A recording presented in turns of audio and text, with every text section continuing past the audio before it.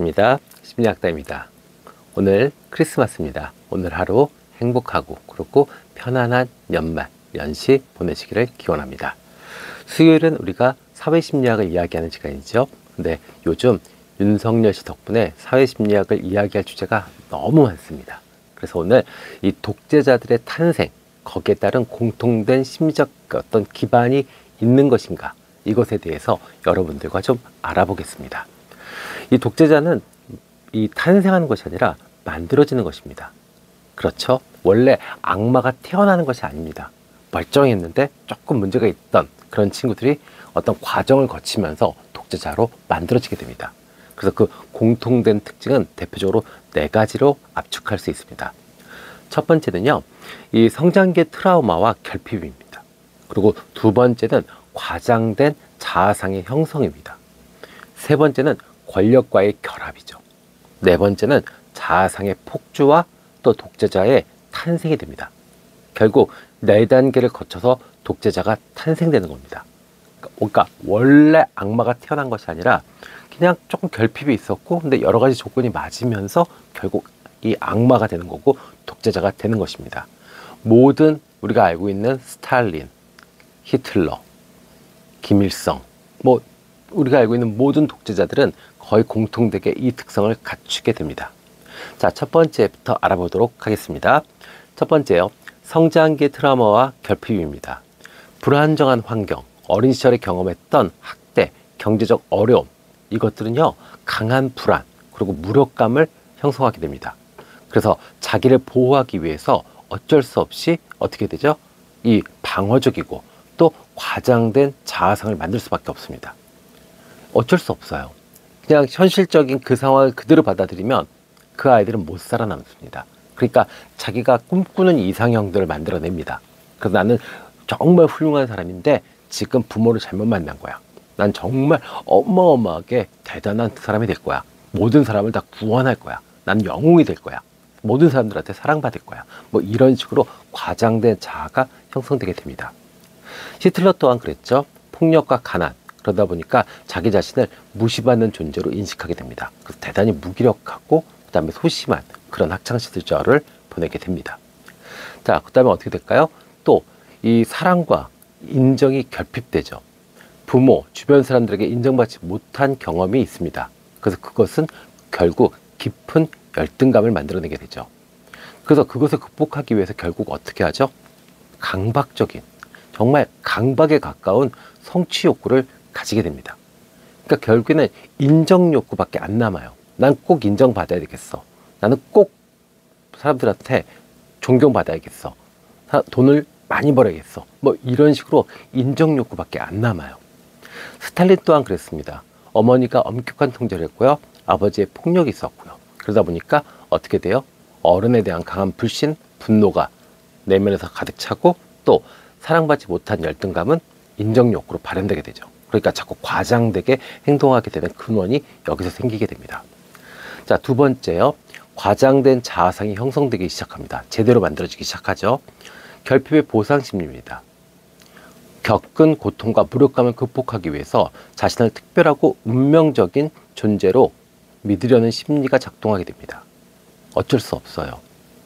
정말 학대받고 그 다음에 결핍받고 인정받지 못하게 되면 모든 사람들이 다 이렇게 과장된 자아상을 만들게 되고 현실과 동떨어진 이상적인 자기상을 만들어낼 수밖에 없습니다. 자, 이거는 당연하기 때문에 자신을 보호하기 위한 일종의 방어기제라고도 할 수 있습니다. 자, 그 다음에 가장 큰 문제는 여기서 생깁니다. 구세주환상, 영웅 스토리, 영웅 서사, 이게 만들어지기 시작합니다. 그래서 운명, 어떤 서사적 구조에서 자신을 그 희생양, 운명의 희생양, 이런 걸로 자신을 판단하게 되죠. 그래서 결국 나는 승리할 거고 나는 세상을 구원할 거고 이렇게 생각합니다. 그래서 자신이 구세주이며 영웅이다, 이렇게 생각합니다.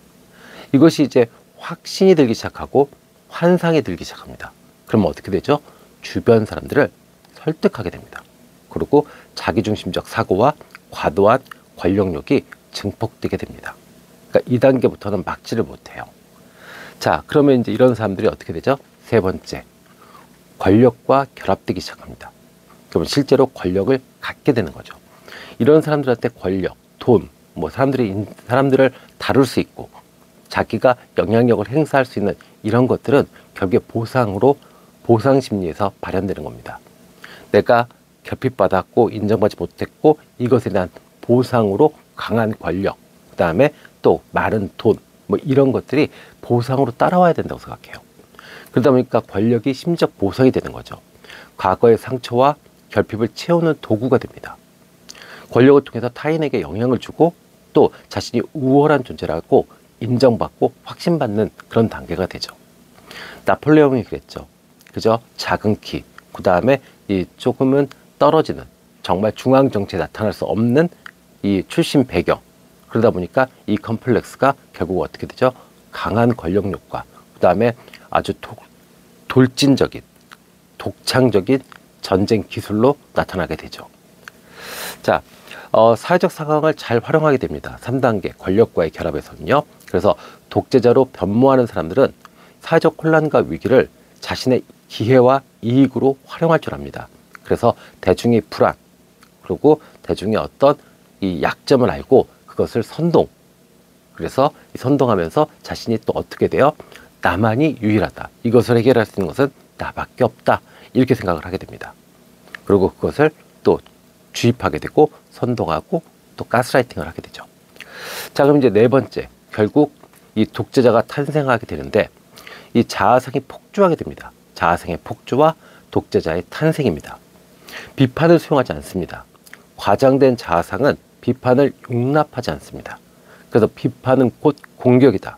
그리고 이것을 적으로 간주합니다. 그러니까 어떻게 돼요? 제거하거나 억압하게 되죠. 스탈린이 그랬죠. 스탈린이 숙청 정책을 꾸준히 죽을 때까지 펼쳤는데 이거는 피해망상과 자아를 보호하기 위한 욕구의 발현이 되는 겁니다. 그러니까 계속 의심했어요. 스탈린은. 그 의심하면서 끝없이 숙청에 나갑니다. 네. 자, 그리고 또 도덕적 경계가 붕괴됩니다. 자신의 목표를 실현하기 위해서 모든 수단이 정당화됩니다. 폭력, 탄압, 살인, 전쟁, 꺼리낌 없이 사용합니다. 이번에 윤석열 씨도 그랬죠. 대통령의 권한인데 계엄, 뭐 어때? 내 마음대로 할 수 있는 거잖아. 당연한 걸 했는데 왜 탄핵당하게 되고 내가 내란이야? 이렇게 지금 논리를 핍니다. 왜요? 도덕적 경계가 이미 무너졌기 때문에 그렇습니다. 자, 세 번째입니다. 자아도취, 그 다음에 현실을 왜곡하게 됩니다. 권력을 얻은 후 과장된 자아상은 더욱 강화되게 돼요. 그래서 현실 감각을 잃게 되고 자신을 영웅, 구원자로 생각해서 추앙받고 그 다음에 인정받고 사랑받고 이런 어떤 대중이 추앙하기를 원하게 되는 겁니다. 자, 뭐 종북 세력, 그 다음에 불법 선거, 이거 내가 해결하면 정말 세종대왕만큼 내가 인정받을 수 있겠지. 뭐 이런 자아도취, 현실 왜곡 이런 것들이 결합된 거죠. 실제로 이렇게 독재자들은 4단계를 거치면서 만들어지게 됩니다. 그러면 정리하자면 어떻게 될까요?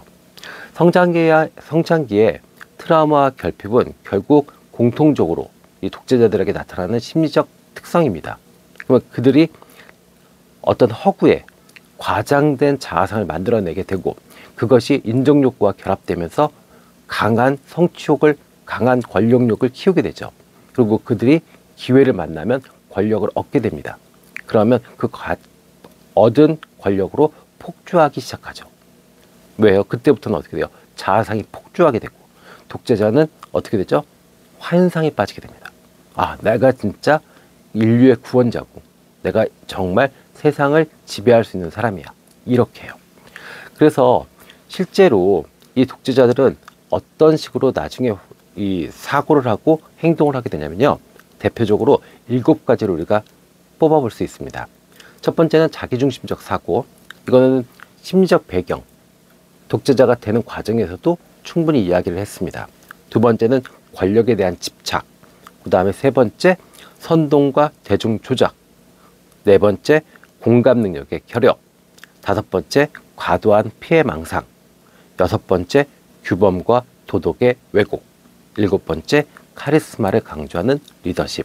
이렇게 해서 독재자는 최후를 맞이하게 됩니다. 네, 연말 연시고 크리스마스인데 전국이 나라가 조금 시끄럽습니다. 네, 이 독재자를 꿈꿨던 윤석열 씨 덕분에 이렇게 됐는데 그래도 우리 오늘 하루 정말 행복하고 편안하게 보내시는 하루가 되기를 기원합니다. 지금까지 심리학당이었습니다.